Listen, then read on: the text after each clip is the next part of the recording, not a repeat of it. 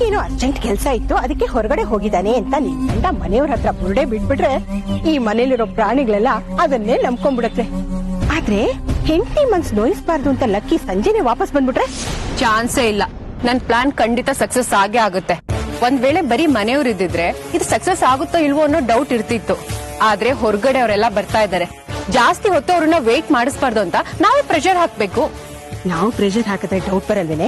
ಬಂದಿರೋ ಗೆಸ್ಟ್ಗಳು ಎಷ್ಟೋದಂತ ವೇಟ್ ಮಾಡ್ತಾರೆ. ನನ್ ಗಂಡಂಗ್ ನಾನ್ ತಲೆ ತಿಂತೀನಿ, ಇವತ್ತೇ ಯಾಕೆ ಅವ್ರ ಮನೆ ಬಿಟ್ಟು ಹೋಗ್ಬೇಕಾಗಿತ್ತು ಅಂತ. ವಿಧಿ ಇಲ್ದೆ ಒಪ್ಕೋತಾರೆ. ನೀ ಏನ್ ಮಾಡ್ತೀಯೋ ಮಾಡ, ಒಟ್ನಲ್ಲಿ ನೀವಿಬ್ರೇ ಇವತ್ತು ಕೇಕ್ ಕಟ್ ಮಾಡ್ಬೇಕು. ಅದನ್ನ ನಾನು ಕಣ್ ತುಂಬಾ ನೋಡ್ಬೇಕು ಅಷ್ಟೇ. ಖಂಡಿತ ಕೇಕ್ ಕಟ್ ಮಾಡ್ತೀವಿ. ನಾನ್ ರೆಡಿ ಆಗ್ಬೇಕು, ಟೈಮ್ ಆಯ್ತು.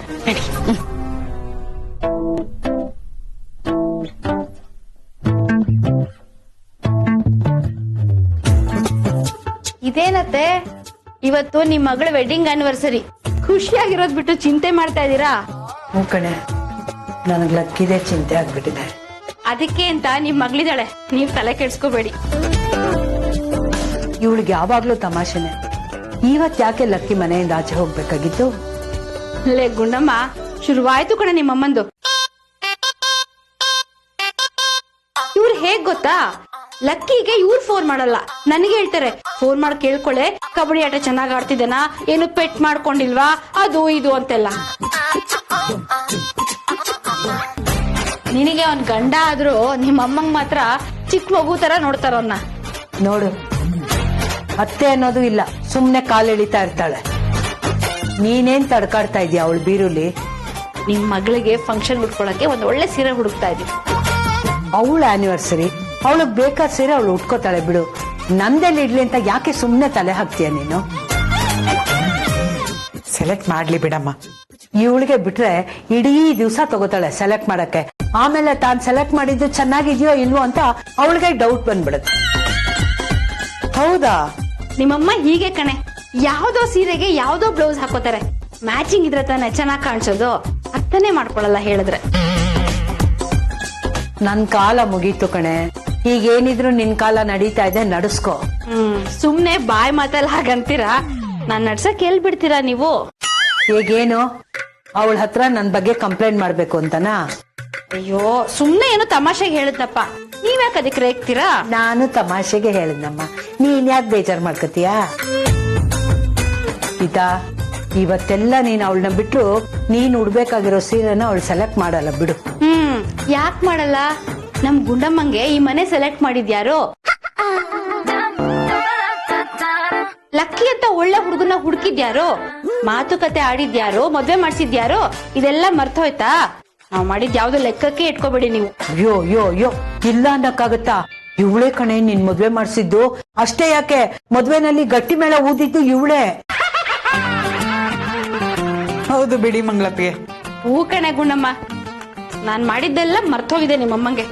ಇತ್ತೀಚೆಗೆ ಮರ್ವಿನ ಸಮಸ್ಯೆ ಶುರುವಾಗಿದೆ ಕಣೆ ಅವ್ರಿಗೆ. ಯಾಕೆ? ಒಂದಿನ ಏನ್ ಮಾಡಿದ್ರು ಗೊತ್ತಾ? ಟೀ ಮಾಡ್ಕೊಡು ಅಂತ ಕೇಳಿದ್ರು.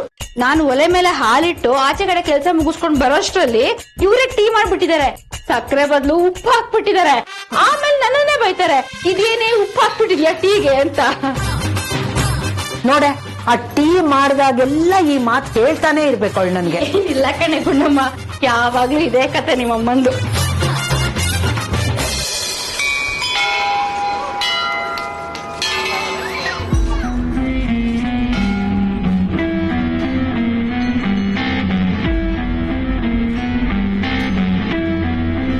ಬಂದ್ರಪ್ಪ, ನಿಮ್ಗೆ ಏನ್ ಮುಖ್ಯವಾದ ಕೆಲ್ಸ ಇತ್ತೋ ಏನೋ, ನಾವ್ ಕರೆದ ತಕ್ಷಣ ಬಂದಿದ್ದೀರಾ. ಆ ದೇವಸ್ಥಾನ ದಾರಿ ಗೊತ್ತಾಯ್ತಾ? ಹಾ ಗೊತ್ತಾಯ್ತು. ಸೊನಾಲಿ ಅವರಲ್ಲಿ ಏನ್ ಪೂಜೆ ನಡೀತಾ ಇದೆ? ಎಷ್ಟೊತ್ತಾಗುತ್ತೆ? ದೇವಸ್ಥಾನಕ್ ಬಂದಿದ್ದೀರಾ, ಆರಾಮಾಗಿರಿ. ಸುಹಾಸ್, ಲಕ್ಕಿಯವ್ರ ಬಟ್ಟೆ ತಗೊಂಡ್ ಬಾ. ಸರಿ. ಬಟ್ಟೆನಾ? ಯಾಕೆ? ದೇವಸ್ಥಾನಕ್ ಬಂದಾಗ ಬೇರೆ ಬಟ್ಟೆನ ಹಾಕೋಬೇಕು. ನೀವು ಒಬ್ಬರೇ ಇದ್ದೀರಾ? ಸೊನಾಲಿ ಅವರಲ್ಲಿ?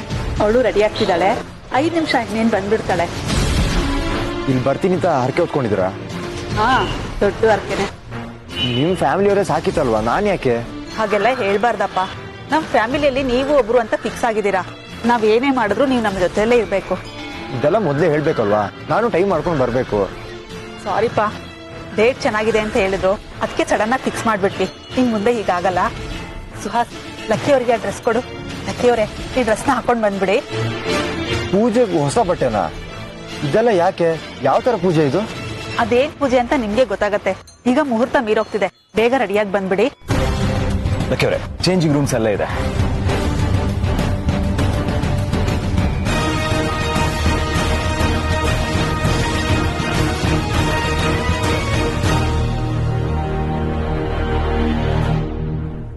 ಅಮ್ಮ, ನೀನ್ ಯಾಕಷ್ಟು ಟೆನ್ಷನ್ ಆಗಿದ್ಯಾ? ಅಲ್ವೇ, ಆ ಗೀತಾ ತಾಯಿ ಆಗ್ತಾ ಇದ್ದಾಳೆ ಅನ್ನೋ ವಿಷಯ ಕೇಳ್ದಾಗ್ಲಿಂದ ನನಗೆ ಒಂದ್ ಕಡೆ ಕೂತ್ಕೊಳಕ್ ಆಗ್ತಿಲ್ಲ, ನಿಂತ್ಕೊಳಕ್ ಆಗ್ತಿಲ್ಲ, ಸಮಾಧಾನನೇ ಇಲ್ಲ. ಒದ್ದಾಡ್ ಹೋಗ್ತಾ ಇದ್ದೀನಿ. ನೀನ್ ಮೂಲೆ ಗುಂಪಾಗಿ ಹೋಗ್ತೀಯ ಕಣೆ.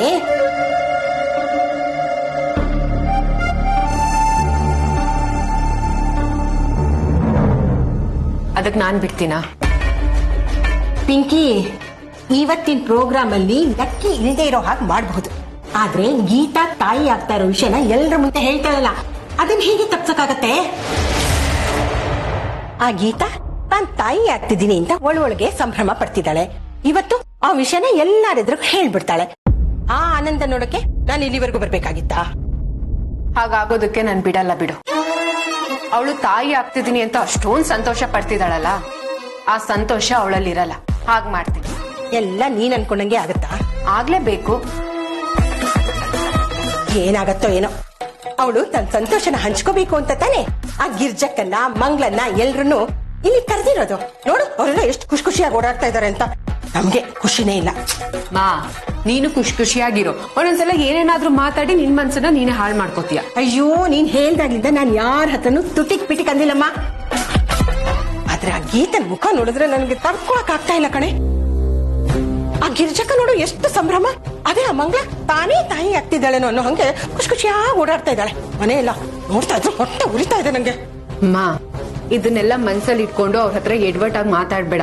ಅದನ್ನೇ ಮನ್ಸಲ್ಲಿ ಇಟ್ಕೊಂಡ್ರೆ ಕಷ್ಟ. ಇಲ್ಲ, ಇಲ್ಲೇ ಕಣ್ಮುಚ್ಕೊಂಡು ಕುತ್ಕೊಂಡ್ಬಿಡ್ತೀನಿ ಬಿಡು. ಸ್ವಲ್ಪ ಹೊತ್ತು ಅಡ್ಜಸ್ಟ್ ಮಾಡ್ಕೋ.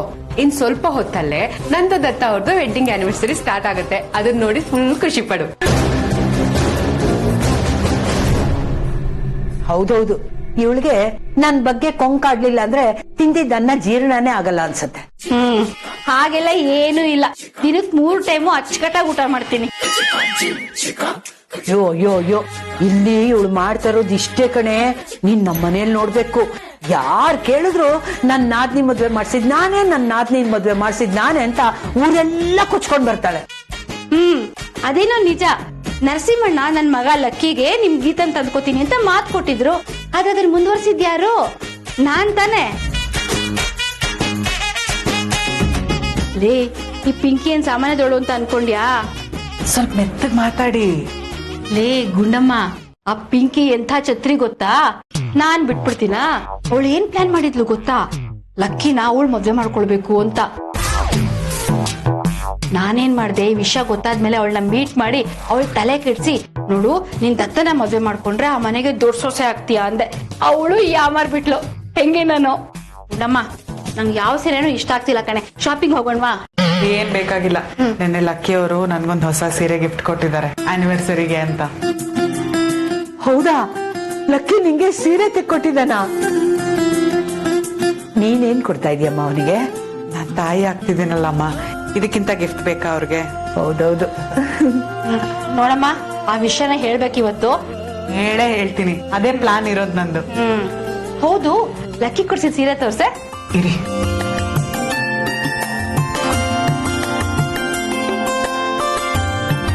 ಚೆನ್ನಾಗಿದ್ಯಲ್ಲೇ, ಇಷ್ಟೊತ್ತು ಹುಡುಕ್ತೆ, ಈ ಸೀರೆ ಕಾಣ್ಲೇ ಇಲ್ಲ ನಂಗೆ. ಅಲ್ವೇ, ಸೀರೆ ಹುಡುಕುವಾಗ ಹೇಳ್ಬೇಕು ತಾನೆ ಅವ್ನ್ ಗಿಫ್ಟ್ ಕೊಡ್ಸಿದಾನೆ ಅಂತ. ನೀವ್ ಇದೊಂದ್ ಸ್ವಲ್ಪ ಹುಡುಕ್ಲಿ ಅಂತ ಹೇಳಿಲ್ಲ. ನೋಡಿ ಅತ್ತೆ ನಿಮ್ ಮಗಳು.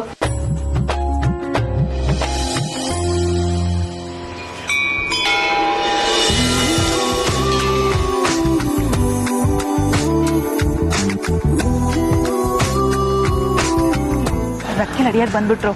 ಹೋಗು, ಒಂದು ರೆಡಿಯಾದ್ಲು ನೋಡೋಗು. ಸರಿಮಾ. ಅಲ್ಲ, ನಿಮ್ ಪೂಜೆ ಶಾಸ್ತ್ರನೇ ನಂಗೆ ಗೊತ್ತಾಗ್ತಿಲ್ಲ. ಸೋನಾಲಿ ಅವರೆಲ್ಲಿ? ಅವಳು ರೆಡಿ ಆಗ್ತಿದ್ದಾಳೆ, ಗೊತ್ತಲ್ವಾ? ಮೊದ್ಲೇ ಹೀರೋಯಿನ್, ಒಂದ್ ಸ್ವಲ್ಪ ರೆಡಿ ಆಗೋದ್ ಲೇಟು. ಏನ್ ಶೂಟಿಂಗಾ ಅಷ್ಟು ಗ್ರ್ಯಾಂಡ್ ಆಗಿ ರೆಡಿ ಆಗೋದಕ್ಕೆ? ಅವಳು ಆಸೆ ಬೇಡ ಅನ್ನೋದಕ್ಕಾಗತ್ತಾ? ನಿಮ್ಗೆ ಗೊತ್ತಲ್ವಾ ಅವಳ ಹಠ ಎಂತದ್ದು ಅಂತ.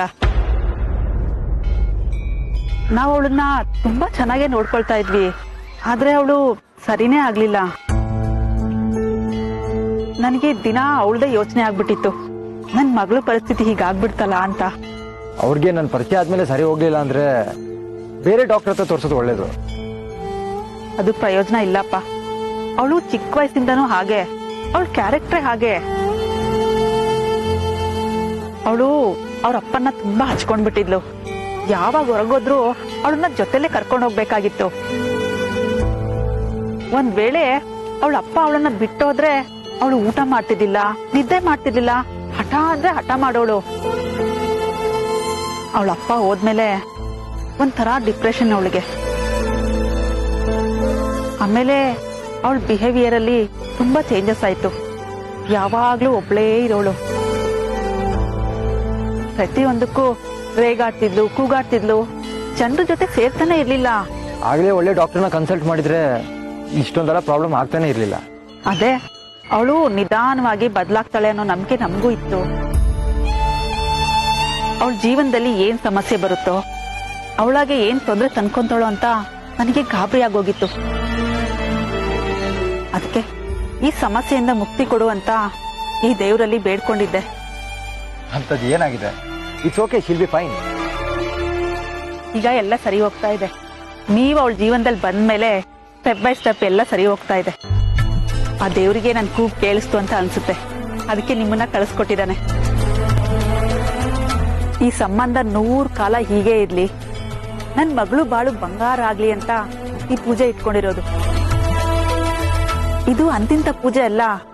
ಈ ಪೂಜೆ ಚೆನ್ನಾಗಾಗ್ಬಿಟ್ರೆ ಆಮೇಲೆ ನಿಮ್ಮನ್ನ ನನ್ ಮಗಳನ್ನ ಆ ಬ್ರಹ್ಮನಿಂದ ದೂರ ಮಾಡೋದಕ್ಕಾಗಲ್ಲ.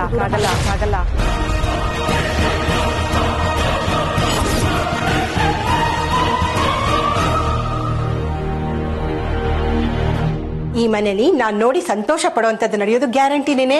ನಿನ್ಗೆ ನಿನ್ ಮಗಳು ಬುದ್ಧಿಶಕ್ತಿ ಮೇಲೆ ಅನುಮಾನ ಅಲ್ವಾ? ಅವಳು ಇವತ್ತು ಎಲ್ರ ಮುಂದೆ ತನ್ನ ತಾಯಿ ಆಗ್ತಿರೋ ವಿಷಯನ ಹೇಳ್ಬೇಕು ಅನ್ನೋ ಸಂಭ್ರಮದಲ್ಲಿದ್ದಾಳೆ. ಆದ್ರೆ ಅದು ನಡೆಯಲ್ಲ. ಹೇಗ್ ತಡಿತೀಯಾ? ಆನಿವರ್ಸರಿ ನಡೆಯೋದು ಆ ಲಕ್ಕಿ ಅವ್ರಿದ್ರೆ ತಾನೆ. ಅವಳ ಗಂಡ ಇದ್ರೆ ತಾನೆ ಅವ್ರ ಮುಂದೆ ತನ್ನ ತಾಯಿ ಆಗ್ತಿರೋ ವಿಷಯ ಹೇಳಿ ನಮ್ಗೆ ಹೊಟ್ಟೆ ಉರ್ಸೋದು. ಅವನೇ ಇಲ್ಲ ಅಂದ್ರೆ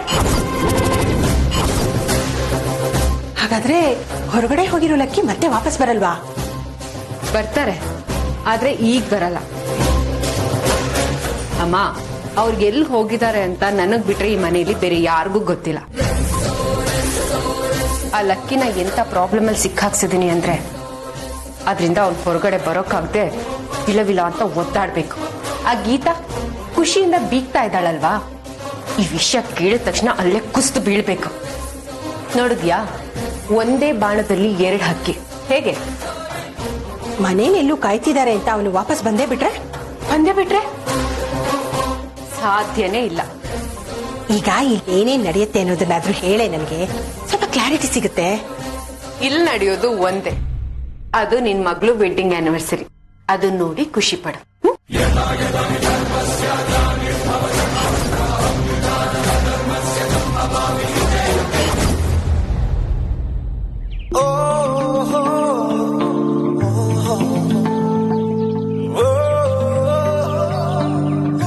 ಹಾಯ್ ಲಕ್ಕಿ.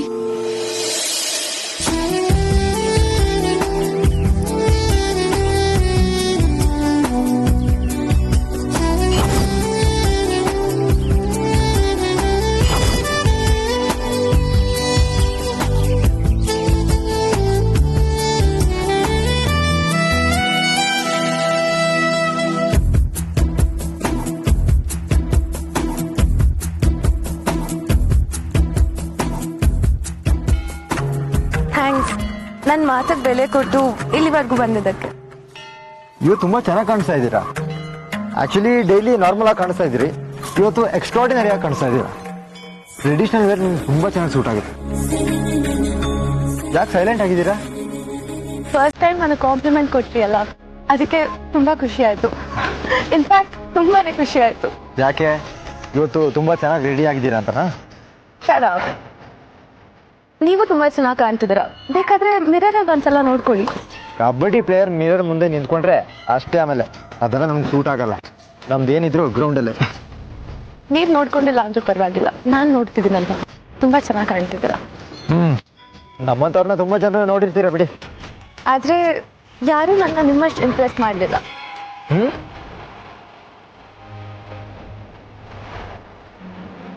ಓ, ನೀವಿಬ್ರು ಆಗ್ಲೇ ಮೀಟ್ ಆಗ್ಬಿಟ್ರಾ?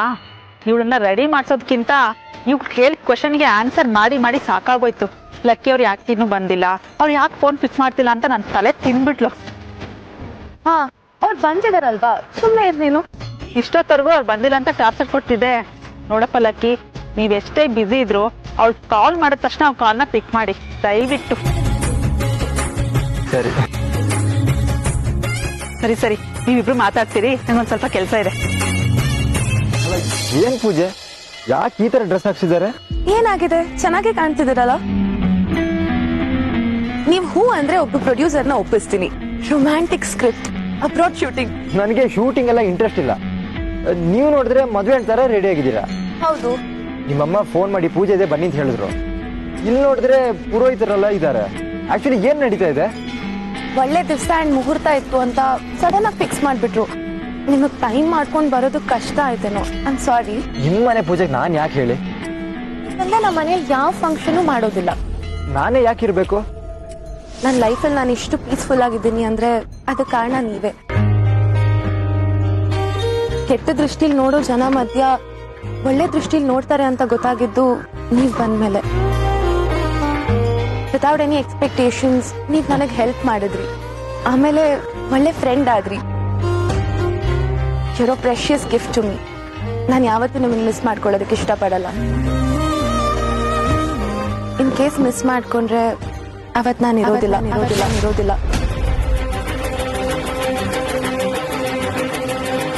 ನೀವ್ ಯಾವಾಗ್ಲೂ ನನ್ನ ಜೊತೆನೇ ಇರ್ಬೇಕು.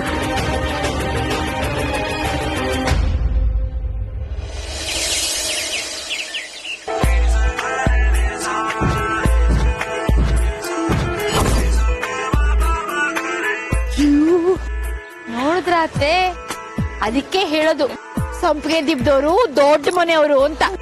ನಾನ್ ನಿಮ್ಗೆ ಅದಕ್ಕೆ ಹೇಳಿದ್ದು ಮ್ಯಾಚಿಂಗ್ ಬ್ಲೌಸ್ ಮ್ಯಾಚಿಂಗ್ ಸೀರೆ ಹಾಕೊಳ್ಳಿ ಅಂತ. ನಾನು ಎಷ್ಟು ಹೇಳಿದ್ರು ಅದ್ ಯಾವ್ದೋ ಸೀರೆಗೆ ಯಾವ್ದೋ ಬ್ಲೌಸ್ ಹಾಕೋತಾ ಇದ್ರಿ. ನೋಡಿದ್ರ ಇವಾಗ ಈ ಡೆಕೋರೇಷನ್ಗೆ ಈ ಮ್ಯಾಚಿಂಗ್ ಸೀರೆ ಬ್ಲೌಸ್ಗೆ ಹೆಂಗೋ ಕಾಣಿಸ್ತಾ ಇದ್ದೀರಾ. ಅಯ್ಯೋ ದೇವಾ, ಈ ವಯಸ್ಸಲ್ಲಿ ನಾನು ಹೆಂಗೆಂಗೋ ಕಾಣಿಸೋದ್ ಬೇಡ. ನಾ ಹೇಗಿದ್ದೀನೋ ಹಾಕೊಂಡ್ರೆ ಸಾಕು.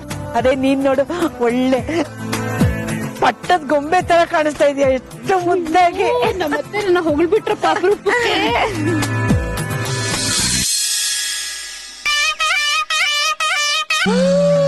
ಅಬ್ಬಬ್ಬಬ್ಬಬ್ಬಬ್ಬಾ! ಏನಿದು ಅರೇಂಜ್ಮೆಂಟ್ಸು?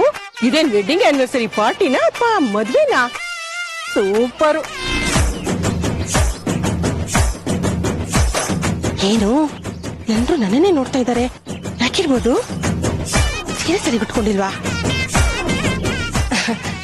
ಎಲ್ರು ನನ್ನನ್ನೇ ನೋಡ್ತಾ ಇದ್ದಾರೆ ಅಂದ್ಮೇಲೆ ಡ್ರೆಸ್ ಏನೋ ಮಿಸ್ಟೇಕ್ ಇರುತ್ತೆ ಅನ್ಸುತ್ತೆ. ಹಾಯ್ ಸರೋಜಾ. ಸರೋಜಾ ಅಲ್ಲ, ಉಮಾ.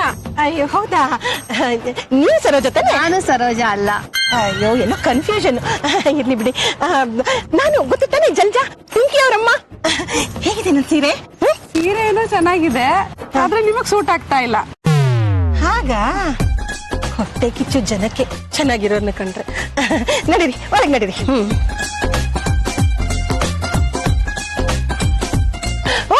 ಹಾಯ್, ನಾನು ಜಲ್ಜಾ, ಪಿಂಕಿ ಅವರಮ್ಮ. ಬಂದೆ. ಮಂಗಳ, ನಿಜವಾಗ್ಲೂ ಇಂಥ ಮನೆ ಸೇರಕ್ಕೆ ನಮ್ ಗೀತಾ ಎಷ್ಟು ಪುಣ್ಯ ಮಾಡಿದ್ಲಲ್ವೇನೆ? ಹೌದು, ಮತ್ತೆ ನೀವ್ ಯಾವತ್ತಾದ್ರೂ ಅನ್ಕೊಂಡಿದ್ರಾ ನಮ್ ಗುಂಡಮ್ಮ ಇಂಥ ಒಳ್ಳೆ ಮನೆಗ್ ಸೇರ್ತಾಳೆ ಅಂತ? ಖಂಡಿತ ಅನ್ಕೊಂಡಿರ್ಲಿಲ್ಲಮ್ಮ. ಅವಳು ಮಾಡಿದ ಪೂಜೆ ಅವಳನ್ನ ದೇವ್ರ ಕೈ ಬಿಟ್ಟಿಲ್ಲ ಅತ್ತೆ, ಇಂಥ ಒಳ್ಳೆ ಮನೆಗ್ ಸೇರಿಸಿದಾನೆ. ಹ್ಞೂ ಕಣೆ, ನಿನ್ ಮಾತ್ ನಿಜ. ಅವಳಿಗೆ ಎಷ್ಟು ಒಳ್ಳೆ ಗಂಡ, ಎಷ್ಟು ಒಳ್ಳೆ ಅತ್ತೆ, ಎಂಥ ಒಳ್ಳೆ ಮನೆ ಎಲ್ಲ ಸಿಕ್ಕಿದೆ ನೋಡು. ನಿಜ ಹೇಳ್ಬೇಕು ಅಂದ್ರೆ ಅವ್ರಿಬ್ರು ನಮ್ ಗೀತನ್ನ ನನಗಿಂತ ಜಾಸ್ತಿ ಪ್ರೀತಿ ಮಾಡ್ತಾರ ಕಣೆ. ಇದೇ ಖುಷಿಗೆ ಹತ್ ಬಿಟ್ಟ ಅತ್ತೆ. ಆ ದೇವ್ರು ಯಾವಾಗ್ಲೂ ಅವಳನ್ನ ಹೀಗೆ ಸಂತೋಷವಾಗಿಟ್ಬಿಟ್ರೆ ಸಾಕಪ್ಪ. ಸಂತೋಷ ಇಷ್ಟಕ್ಕೆ ಮುಗ್ದಿಲ್ಲ, ಇವಾಗಿನ್ನು ಶುರು ಆಗ್ತಾ ಇದೆ. ನೋಡ್ತಾ ಇರಿ, ಇನ್ ಸ್ವಲ್ಪ ಹೊತ್ತಿಗೆ ನಮ್ ಗುಂಡಮ್ಮ ಮತ್ತೆ ಲಕ್ಕಿ ಇಬ್ರು ನಿಂತ್ಕೋತಾರೆ. ಎಲ್ರು ಬಂದವ್ರಿಗೆ ಗಿಫ್ಟ್ ಕೊಡ್ತಾರೆ, ಹ್ಯಾಪಿ ಆನಿವರ್ಸರಿ ಅಂತ ವಿಶ್ ಮಾಡ್ತಾರೆ. ಅಷ್ಟೇ ಅಲ್ಲ, ಆಗ ಅವಳು ಎಲ್ರ ಮುಂದೆ ನಾನ್ ತಾಯಿ ಆಗ್ತಾ ಇದೀನಿ ಅಂತ ಹೇಳ್ತಾಳೆ. ಆಗ ನೀವು ಬರೀ ಕಣ್ ತುಂಬ್ಕೊಳ್ಳೋದಲ್ಲ, ಬಳ ಬಳ ಅಂತ ಕಣ್ಣಿಂದ ನೀರ್ ಬಂದ್ಬಿಡುತ್ತೆ, ಹತ್ತು ಬಿಡ್ತೀರಾ. ಈ ಫೀಲಿಂಗ್ ಒಳ್ಳೇದಲ್ಲ. ಎಮೋಷನಲ್ ಆದಷ್ಟು ಪ್ರಾಬ್ಲಮ್ ಜಾಸ್ತಿ. ನನ್ನ ಪ್ರಾಬ್ಲಮ್ಸ್ಗೆಲ್ಲ ನೀವೇ ಸೊಲ್ಯೂಷನ್. ನನ್ನ ಲೈಫಲ್ಲಿ ಹಿಂದೆ ಏನಾಗಿತ್ತು ಅದನ್ನೆಲ್ಲ ಕಂಪ್ಲೀಟ್ ಆಗಿ ಮರ್ತು ಹೋಗಿದ್ದೀನಿ ನಾನು. You know what, after you entered in my life I just started loving it. ನಾವ್ ಸುತ್ತಾಡಿದ್ದು, ಟೈಮ್ ಸ್ಪೆಂಡ್ ಮಾಡಿದ್ದು, ಅಷ್ಟೊತ್ತು ಮಾತಾಡಿದ್ದು, ಮನ್ಸಾರೆ ನಕ್ಕಿದ್ದು, wow, these are the best memories of my life. Sonali ಅವರೇ, ಪ್ಲೀಸ್ ಕಂಟ್ರೋಲ್ ಯುವರ್ ಸೆಲ್ಫ್. ಅತಿಯಾದ ಕನಸು ಒಳ್ಳೇದಲ್ಲ. You know what's my next dream? I just want to travel the whole world with you. Skydiving, underwater honeymoon. Oh my god. ಆಮೇಲೆ ಮದ್ವೆ, ಮಕ್ಕಳು, ಅವ್ರ ಜೊತೆ ಆಟ ಆಡೋದು, ನಿಮ್ ಜೊತೆ ಜಗಳ ಮಾಡೋದು, ಎಷ್ಟು ಚೆನ್ನಾಗಿರುತ್ತಲ್ಲ. ಬಾಬಾ, ಇಷ್ಟೊಂದು ಯೋಚನೆ ಮಾಡಿದ್ದೀರಾ? ವಯಸ್ಸಾದ್ಮೇಲೆ ಅದ್ರ ಕನಸು ಕಂಡ್ಬಿಡಿ. ಸದ್ಯಕ್ಕೆ ಎಷ್ಟೇ ಯೋಚನೆ ಮಾಡಿರೋದು, ಆಮೇಲೆ ಗೊತ್ತಿಲ್ಲ.